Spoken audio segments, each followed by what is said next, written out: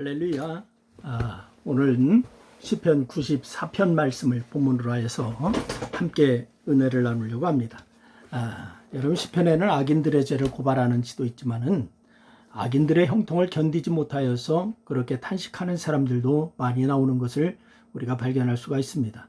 그래서 오늘 이 본문을 지은 무명의 저자 역시 악한 일을 일삼은 악인들의 계가를 부르는 일로 인하여 고민하고 그렇게 부르짖어 기도하고 있는 내용을 우리가 확인할 수가 있습니다. 그런데 오늘 이 저자는 샘에 가득한 물이 쏟아져 나오듯이 악인들의 입에서 악하고 교만한 말이 쏟아져 나오고 주의 백성을 질밟고 또한 주의 소유를 곤고하게 하고 과부와 나그네를 죽이고 또한 이 고아들을 살해한다라고 이렇게 고발했습니다. 특히 그렇게 악한 일을 하면서도 여호와가 보지 못하며 하나님이 알아차리지 못할 것이다 라고 이렇게 말하는 것 때문에 더욱더 분노하는 것을 보게 됩니다.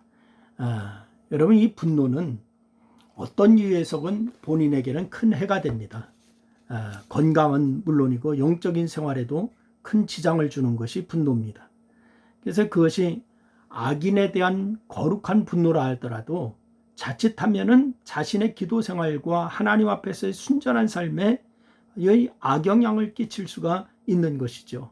그래서 저자 역시 악인과 그들에 대한 분노로 인해서 마음이 많이 상했을 뿐만이 아니라 영적인 큰 침체를 겪었던 것 같습니다. 그래서 하나님을 향한 믿음이 있었기에 그 슬럼프를 또 잘 극복하죠. 오늘 이 본문을 통해서 그의 경험을 살펴보면 이 저자는 하나님께서 자기 백성을 버리지 않는다라고 하는 것을 믿었습니다. 여러분, 분명히 믿으시기를 바랍니다. 하나님은 자기 백성을 지키시는 분입니다. 여러분, 보통 악인에게 억압받고 고통받는 사람들은 하나님은 잘 섬기는 사람들이에요. 여러분, 그들은 마음이 정직하고 선하고 옳게 행동하기 때문에 악한 자들을 동조하지도 않고 때로는 바른 소리를 하기 때문에 악한 자들로부터 미움과 억압을 받고 이렇습니다. 그래서 그들은 악한 자들로 인해서 높은 지위에 오르지도 못할 뿐만이 아니라 여러분, 차지하고 있던 자리마저도 빼앗깁니다. 보통은 억울한 일을 당하면은 화를 내고 강하게 대응하는데 그런 사람들은 하나님께서 갚아주실 것이다 라고 하는 것을 믿고서 기다리고 인내하고 그러기 때문에 바라보는 이들이 마음이 더욱 상하게 마련이죠. 여러분, 오늘 이 시편 기자는 역시 그들 중에 한 명이었습니다.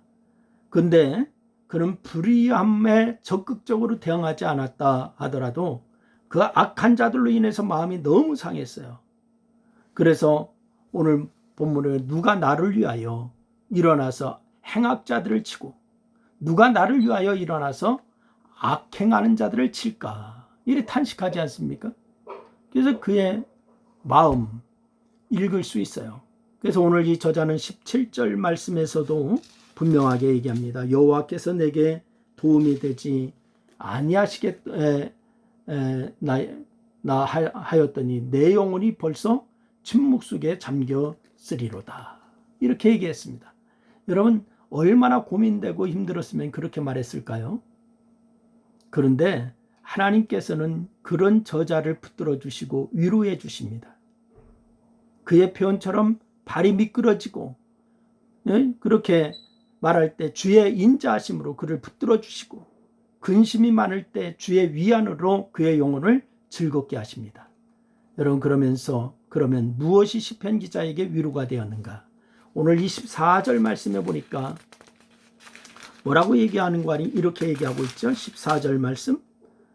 여호와께서는 자기 백성을 버리지 아니하시며 자기 소유를 외면하지 아니하시리로다. 할렐루야. 여러분, 하나님께서는 저자에게 이 사실을 알게 하셨고 이 저자는 그 하나님을 굳게 믿었습니다. 특히 하나님께서 의인들에게 환난의 날을 피하게 하시고 악인을 위하여 구덩이를 팔 때까지 평안을 주신다. 이 믿음은 그의 영혼을 즐겁게 했습니다. 여러분도 이 믿음이 있기를 주님의 이름으로 부탁을 드립니다. 그리고 이 저자는 하나님께서 복수하시는 분이심을 믿었어요. 여러분, 이사야 35장 4절 말씀해 보니까 겁내는 자들에게 이르기를 굳세어라 두려워하지 말아라. 보라 내가 너희 하나님이 오사 보복하시고 갚아주실 것이니 하나님이 오사 너희를 구하시리라. 이렇게 말씀하시지 않습니까?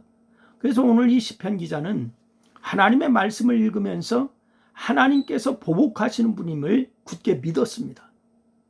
그래서 그는 1절 말씀에서 얘기하죠. 여호와여 복수하시는 하나님이요 복수하시는 하나님이요 빛을 비추어 주소서.